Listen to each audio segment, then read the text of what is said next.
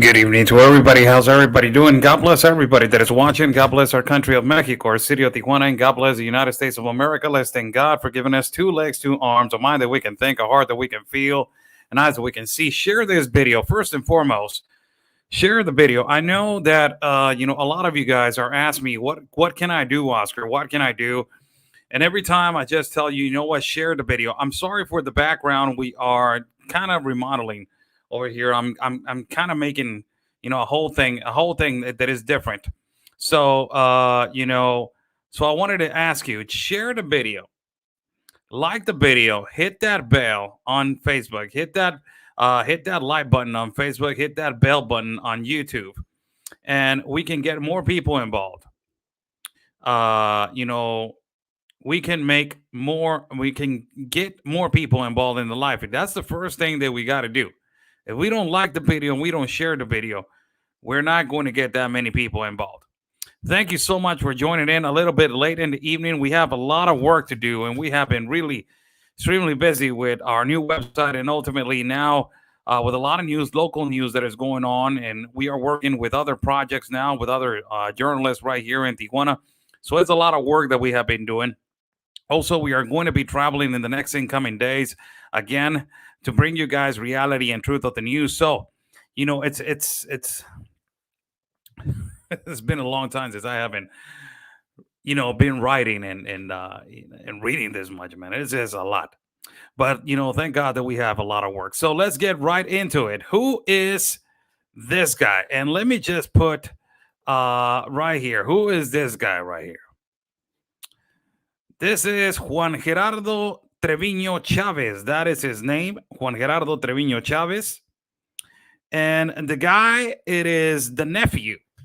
He was just extradited into the United States of America. It is what the authorities are saying is that he is the leader of El Cartel de Noroeste. El Cartel de Noroeste operates in the east part, in the north part of Texas, and in the south part of Texas, of course, borders with El Paso, all those borders. They operate in those kind of areas. So Juan Gerardo Treviño Chavez, better known as the egg, El Huevo, because of the so-called facial, uh, you know, uh, size of his head, or that I don't know. They That is his nickname. He's the nephew of Miguel y Alejandro Mar Treviño Morales, alias Elias, aka C40, that he was a big kingpin in the north, close to in the north part of our country of Mexico, borders close to Texas, and also Francisco and what is his name? Z42. That is another one. They captured this guy because they started assuming that he was the leader.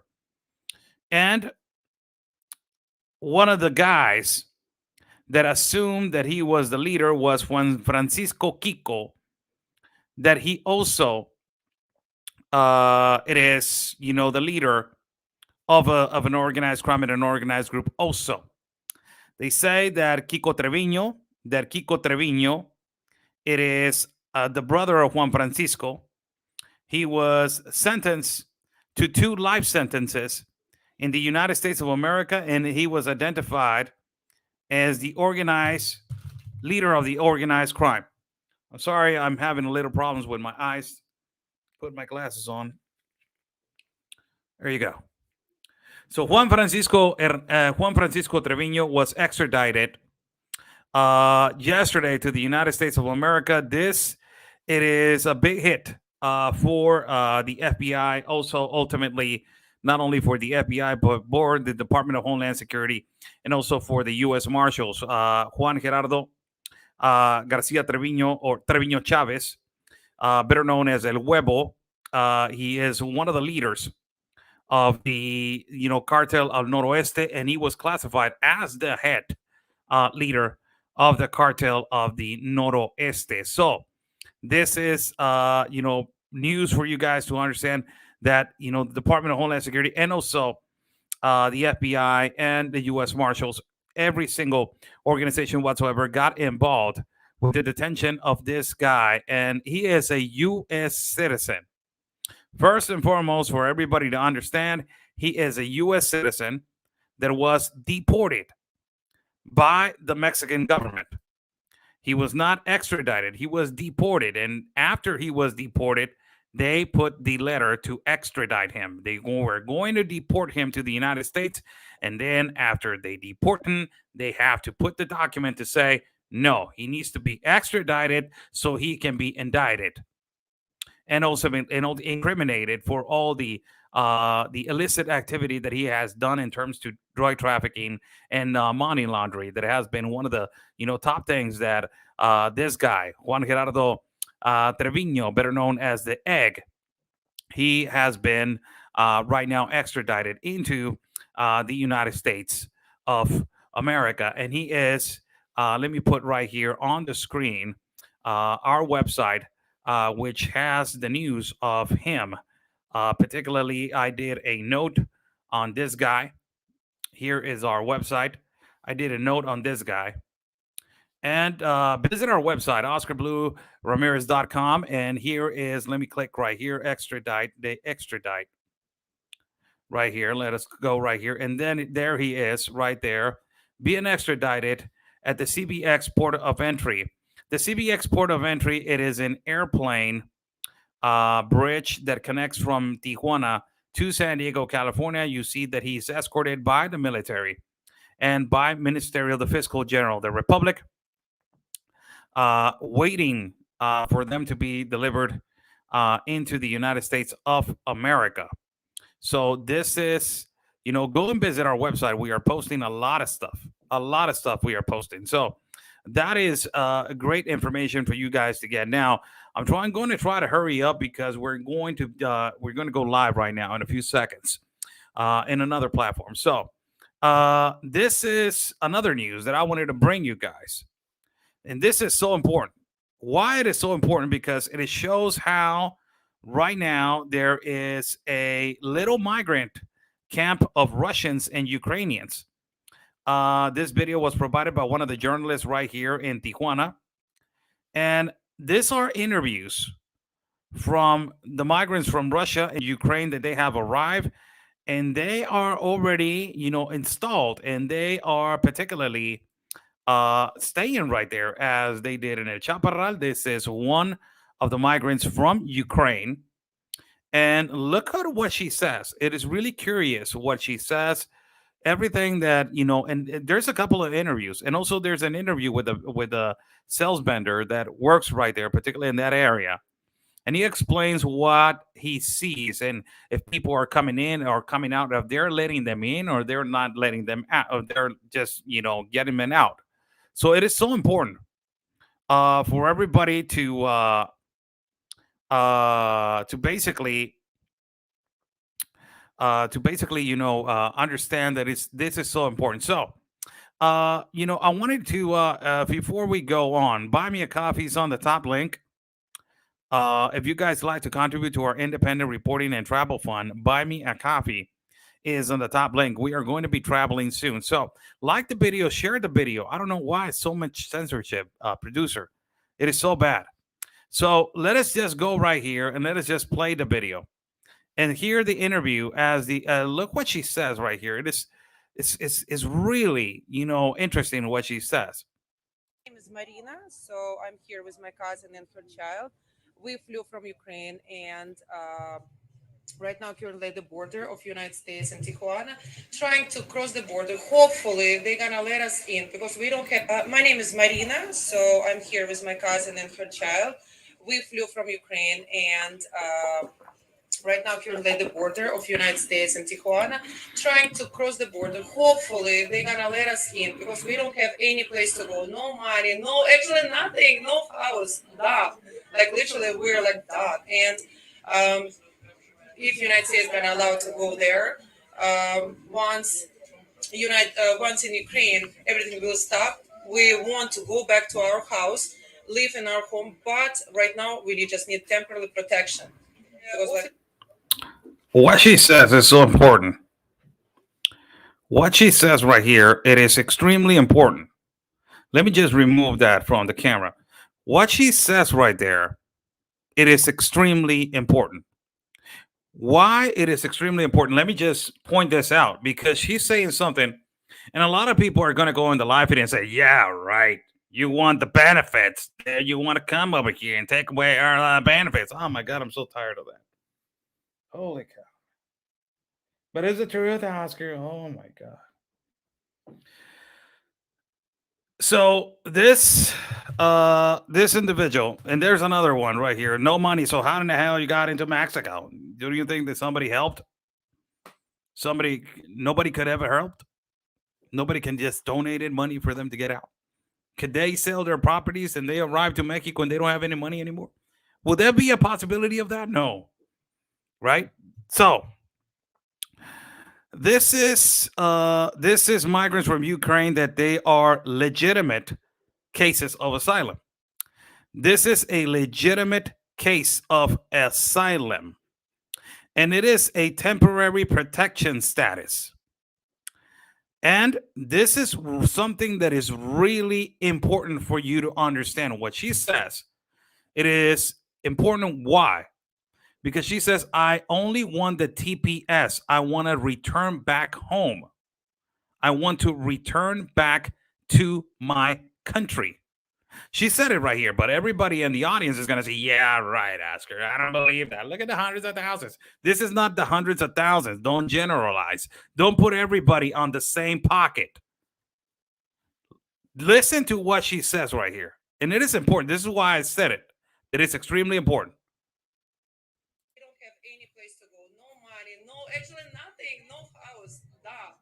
Like literally, we're like dot. And if United States gonna allow to go there, once in Ukraine, everything will stop. We want to go back to our house, live in our home, but right now we just need temporary protection. We want to go back to our house. What the hell did I do? What am I doing? Right here. I didn't add the video. And I'm just looking at the screen, staying quiet. That is just crazy. Let me just put it on again. House, dot. Like literally, we're like dot. And if United States gonna allow to go there, once in Ukraine, everything will stop. We want to go back to our house, live in our home, but right now we just need temporary protection. We want to go back to our house. We want to go back to our home. Right now, we just need temporary protection. They don't want to stay in the United States. They just want a temporary protection. But why don't they go to Europe? Why don't they go to Germany? There's a lot of countries before the United States. Possibly they have family members over here and they don't have no family members in Europe. Possibly they have family members over here and they don't have family members in Poland. Possibly they have family members over here. This is not how much the U.S. can take. These are legitimate cases. These are legitimate cases, not economic migrants. These are legitimate cases.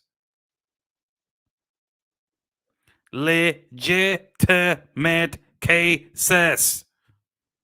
I read the other day what is refugee and what is asylum of your law. And this is a legitimate case. I don't understand. Sometimes people are like, we're legal for legal migration. We are for legitimate cases of asylum. This is a legitimate case. I am presenting a legitimate case. No, we cannot take anymore. I am presenting a legitimate case. Why are you upset? So let us go to another interview right here. And let us see what she says also adding right here. The officers just said, stay in line. We see you with a kid, you kind of priority. Just kindly, patiently stay in line and just wait. Around the city, live in our home, but right now we just need temporary protection. The officers just said, stay in line. We see you with a kid, you kind of priority. Just kindly, patiently stay in line and just wait. Around the city, um, little city near Kiev is bomb everything, every building, every magazines. It's So before I go to this guy right here, before I go to this guy, really important thing that she said right there. She said, because the reporter asked, what was the customs and border agents asking you? What were they doing? And she said, legitimately, she said this. They came out, they told us to wait. They told us to not do anything.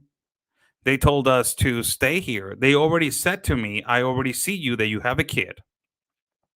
So I will just wait, wait right here. We're going to attend you.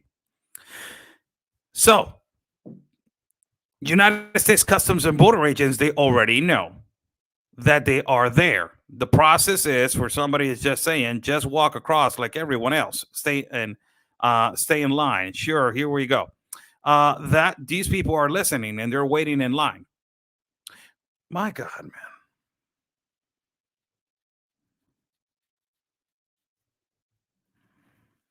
Holy cow.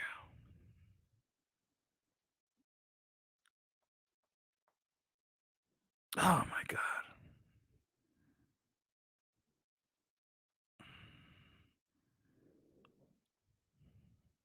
Holy.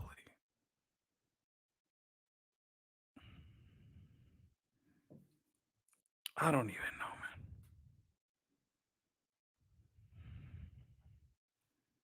man. Anymore.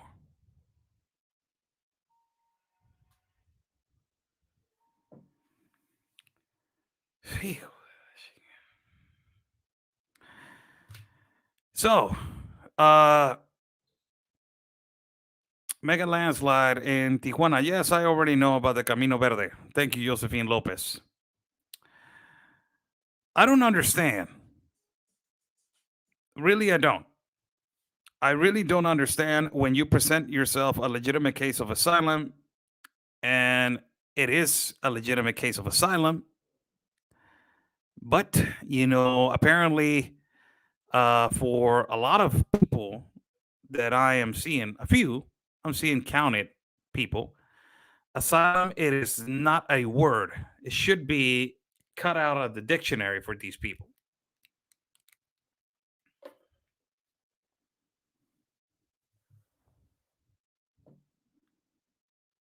I don't really understand. Should these people take out, the word asylum and refugee from their dictionary? That doesn't exist. And it is a TPS, a temporary protection status. She says it. My God, again. Holy cow. Breathe. Release. Breathe. Release. Holy cow. This is the other gentleman that was interviewed. Look what he says. I leave my country before starting because I know this is a closed country. I never was with Es guns horrible lo que está sucediendo. inside. Yo tengo una visa y vengo a ver a mis amigos en Tijuana. Saying that he is horrible what is going on, that he is coming over to see his friends, right now in Tijuana. He's been here before the war, and he has created friends right here in the port of entry. Hay algunos lugares en Tijuana que no es muy seguro, There's a lot of places in Tijuana that is not secure, he says, porque en realidad hay mucha violencia e inseguridad en because Tijuana. there's a lot of violence and insecurity. So this is another gentleman that particularly also he's Ukrainian. He's asking for the TPS, the temporary protection status, and a claim of asking for help as a refugee, asylum, ask whatever he wants to ask. These people are legitimate cases. of asylum. Whether you like it or not, understand that this is a legitimate case of refugee, of TPS, of asylum, as whatever you want to categorize it, as asking for help, whatever you want to categorize. These are legitimate. It goes under your law.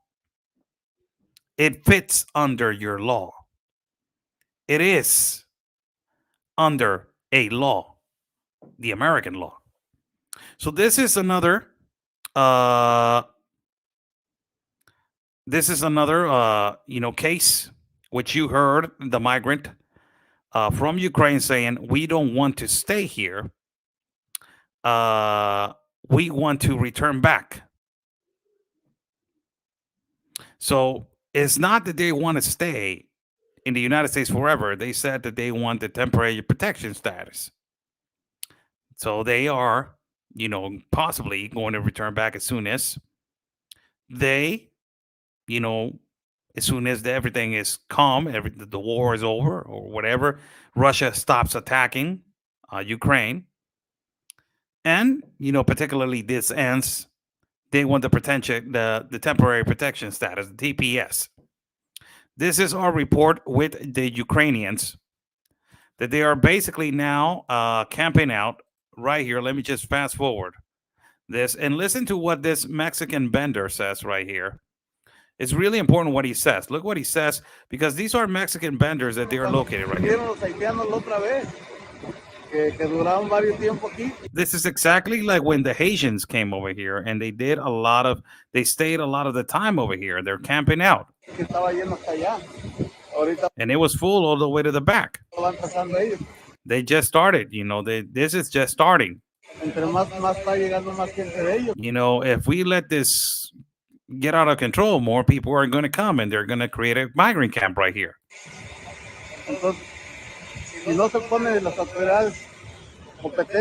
If the authorities don't, do something about this, they're going to have, something full like it happened in Chaparral. And the reporter asks, they're allowing them in, through 5, 6, in quantities. And he says they're allowing them in between 5 and 10. They're allowing people to go in. Some of them, they let them in and they stayed over there. Some of them, they don't. They return them back. This is how it looks right now, particularly right there.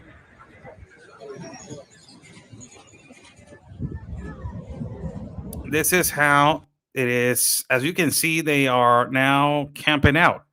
Let me just get an image right here for you to see. This is how they're camping out. This right here, these fence that you see all the way to the back, it is the San Isidro port of entry. So it is the entrance to the United States of America. So, this is this is the way that it's looking right now outside of the San Isidro port of entry. This is the situation right now in terms to migrants from Ukraine that they're arriving to the border of San Isidro with Tijuana. Interesting, really interesting how it is growing. Now, this is what is happening in the south border, as we have been continuously reporting on what is happening in the south border. This is more aggravated. And this is how the migrants, the ones that they have been so aggressive for the end of time, and they have been extremely aggressive, not only because of the situation in concurrence to enter the south border, but also ultimately because they want to go to the United States of America, and the military from Mexico, the National Guard, try to stop them today from entering from Guatemala. This is a video provided by Juan Blanco from our colleague in south of the border.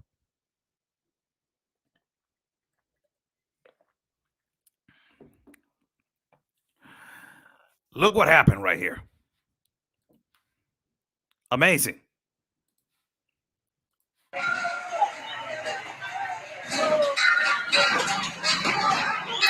Around 500 migrants, they rushed the port of entry between Guatemala and Mexico. And this happened.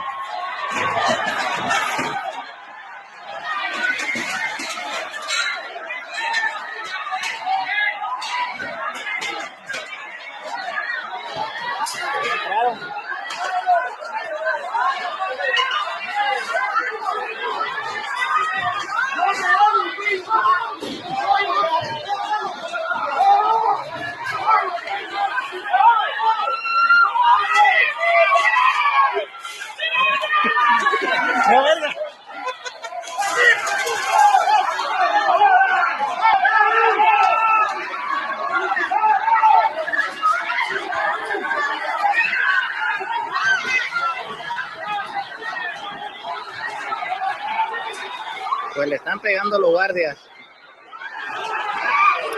The guy on the video says they're hitting the guards. They're hitting the National Guard.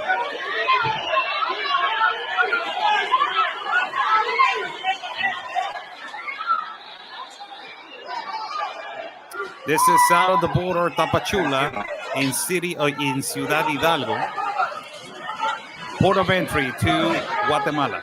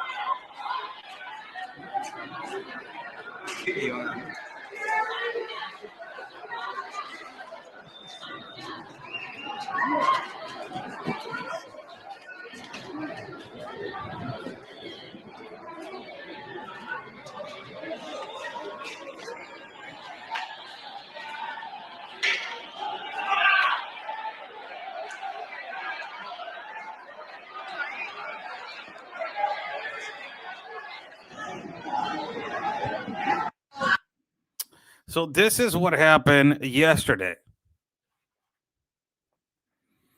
We have seen this multiple times. I have been in confrontations like this multiple times.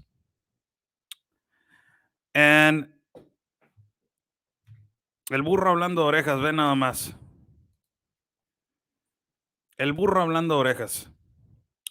Raider Rocha says Mexico is so weak with protecting its own border. Do you live in the United States? Before I go,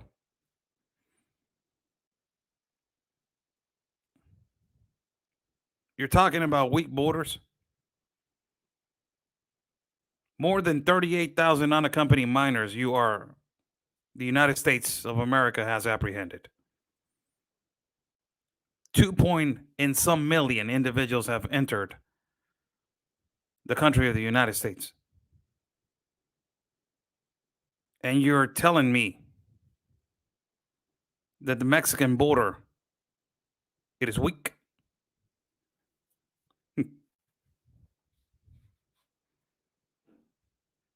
That's what you're telling me.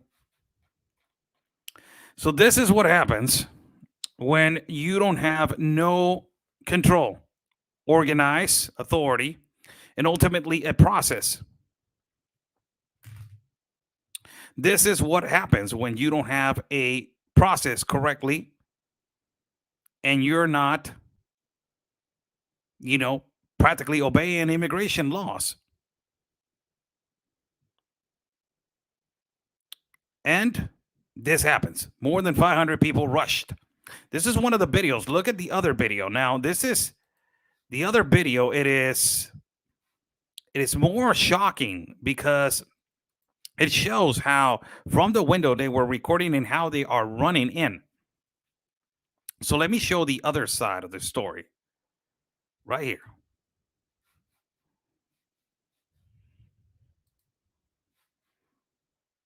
It is 33 seconds, I believe so, this clip. And it is from the window. They are.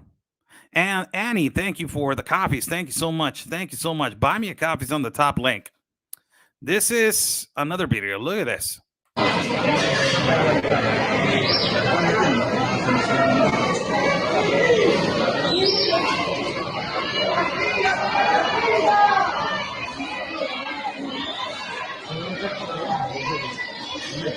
It's a stampede.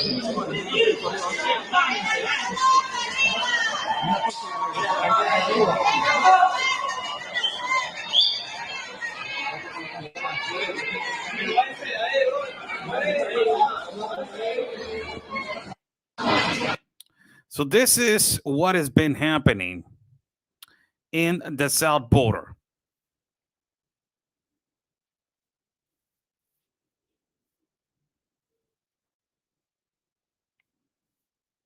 Ci sono risorse sufficienti per il mando, ma non sotto governati carotti. I'm agreeing with you. I'm agreeing that it is not enough in the in the government. It is not doing enough. I'm agreeing with you. This is what is happening in the south border. It is sad. And this is the south border of Mexico. Now, this is what happens when you try to tell people this is not this. There's a process. You have to do this. You have to do that. And the necessity and the desperation, it is much stronger than wait for a process. So there's no authority. There's no resources to get more authority. And ultimately, this is what happens. This is what happens.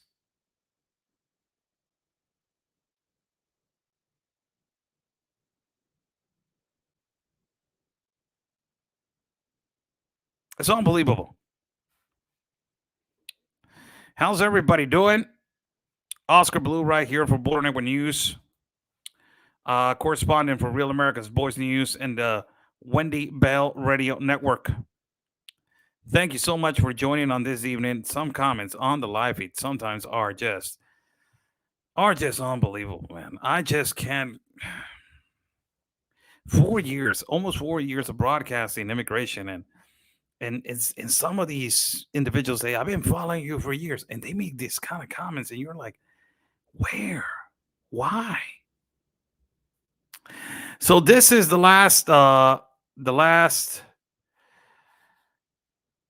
news that we will bring to you guys, and it is sad because this is how it is. This is how it is so insecure in our country of Mexico.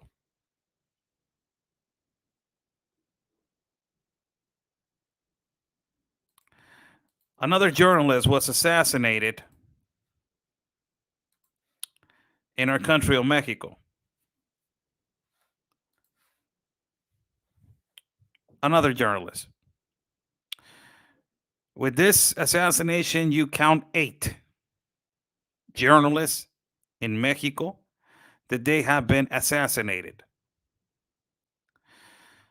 The last one that was assassinated was this man that got just assassinated. The last person that was assassinated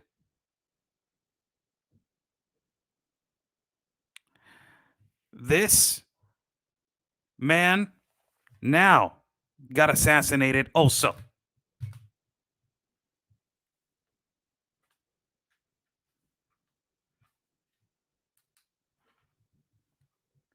This is sad.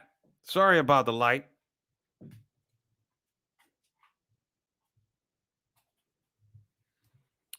This is really sad. Because It's 8 journalists now. 8. This is on our webpage. 8 journalists. They have been assassinated since January till now. I just shown you a couple of days ago the statistics on more insecure cities in the world, and Mexico has 8 on the top 10. The first 8 straight from Mexico. And this man got assassinated, sadly. Just 3 weeks ago or a month ago, he was doing a video crying on a live feed because of his colleague got assassinated. Then later on, this happened, sadly, to him. And it is just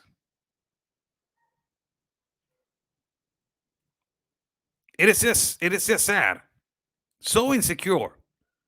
This is what we wrote about this. And it says they assassinate. Let me just change the language right here. You see this top right here? Oh, it says you're right. Producer, you're right. It's not that I haven't. English. It changes to British English. So it says journalist murdered in Michoacán by Oscar Blue Ramirez, March, Tijuana, California, March 16, 2022. It says Michoacán Armando Linares, this is this man's name, who was the director of the Portal Monitor in Michoacán, in the state of Michoacán. On January 31st, Linares had reported the unfortunate murder of his colleague and collaborator, Roberto Toledo, who worked for the same portal. In the past 2 weeks, he had denounced in a video that he has been consistently receiving threats against him and also threats directly to the media outlet where he worked. In his statements on the 31st of January, he also added that there were direct threats to the monitor portal and himself. And I add right here on this note, this year alone to the date, 8 journalists have already been murdered on the course of 3 months. Rest in peace, colleague, my friend. This is how it is over here in Mexico. Mexico, it is classified right now the most dangerous place to practice journalism. It is the most dangerous place to practice journalism. Sad, isn't it? Bad and sad. But it's a reality that we're living. And the impunity and the injustice and the insecurity that we live in, it is surpassing everything, overwhelming everything. Constitutional rights. Not only that, it is surpassing not only the constitutional rights, the authority. It's just unbelievable.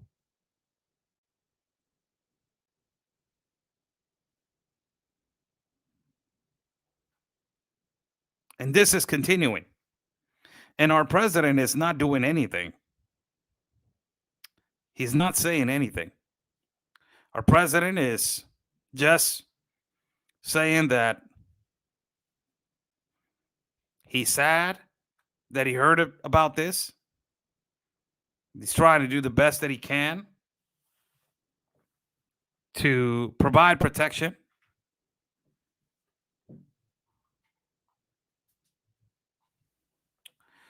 And he's trying to do his best. It is clear that the protection orders do not work in our country. And it is more than obvious that there's so much impunity.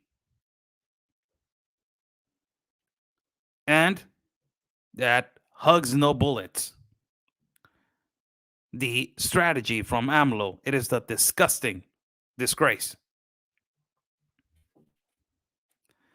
Thank you so much for joining in. I will be traveling soon. I will be traveling soon to again to bring you guys reality and truth of the news, and also to basically talk about everything that is happening. Our job is on the ground. Our job is to go boots on the ground and basically show the reality of what is happening. Hugs, no bullets is what the president of Mexico says. We want hugs. We don't want no bullets. So I will take a couple of questions. If you guys want to ask a question before I go, I will take a couple of questions. I got to go and write one more right now. That is about this little migrant camp that they're building, the Ukrainian people. But, I want to listen to you guys for a minute.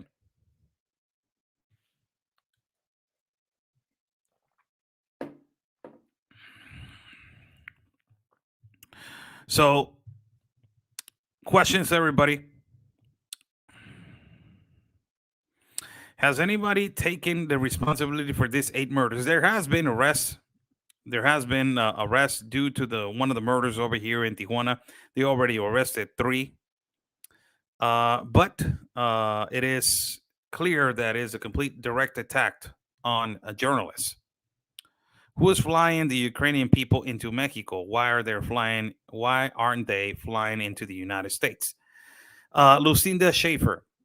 The proper way to ask for a TPS, a temporary protection status, asylum and refugee, is for the asylum person, refugee person, TPS person, to present themselves in United States port of entry. The United States port of entry that they are presenting themselves, it is the San Isidro port of entry that is located in Tijuana.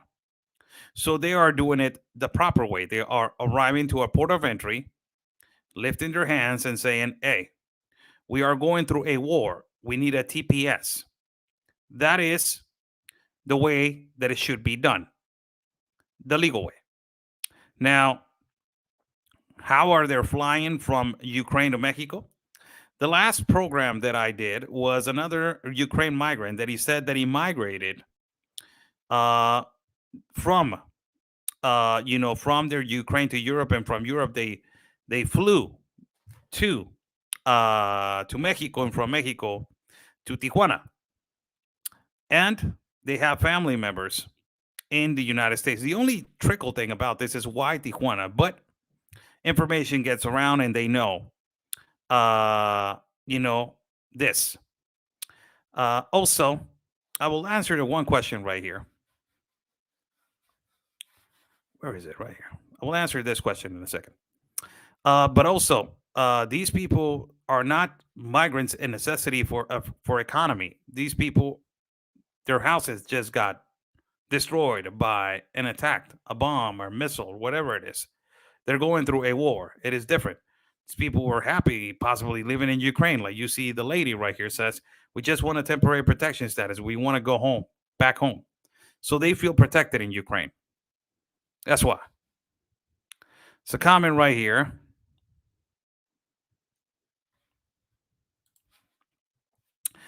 Jessica Zoppolis. C'è tempo per ritirarsi dal patto globalista per l'immigrazione, che il paese si è reiterato. I don't know about the time. I don't know about the time that is in the time that we have on the Global Compact on Migration. This is Italian, by the way. But I don't know how much is the time. How long are we going to be involved in the time? You're asking if we can get out of the Global Compact on Migration. We can. I don't know why we are not out of the Global Compact. There's a lot of political interest. You know this. Italy was on the Global Compact on Migration, and I don't know how. If they are if there's a way to get out, because Chile got out of it. I think Italy got out of it. Germany got out of it. France got out of it. Brazil got out of it, but Chile and Brazil got out of it. But they said, you know what? We are getting out, but we are providing some sort of help. So, in a way, I really don't know how the conditions are, because there's no process of getting out. It's just you have to put a petition to the United Nations, and the United Nations needs to know if it is going to be accepted or not. And then if the United Nations accept it, they say, I will let you get out, but you need to provide help. So, that's kind of like, the understanding. In Mexico, they signed it again, just for you to know. They re-signed it in 2018. So if they signed it in 2018, and if it was for the first time signed in 2015, and they re-signed again, they signed it again in 2018. That's 3 years. So from 2018 to 2021, right now we are in 20. It already passed 3 years. So they haven't been doing a conference of global compact migration. So I don't know if they're going to do another one. They were going to do the global compact of the environment. That was supposed to be done by Boris Johnson in the Great Britain, I think so. He was supposed to do it over there, and he was supposed to be the host of that. Hope that I answered your question, Jessica Zoppoli. Where is your question? Right here. Right there.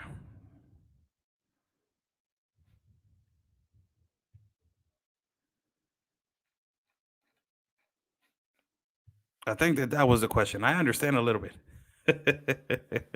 I'm studying, so I'm studying it, so I understand a little bit. Thank you so much for joining in. I'm Oscar Blue for Border Network News correspondent for Real America's Voice News and the Wendy Bell Radio Network. I have been in the Wendy Bell Radio Network this week. I think it was twice.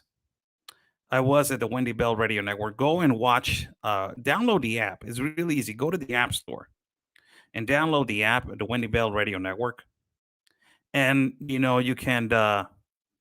It's for free, and you can join the shows. She's a phenomenal host. Phenomenal host. So, God bless every single one of you. I will be traveling soon.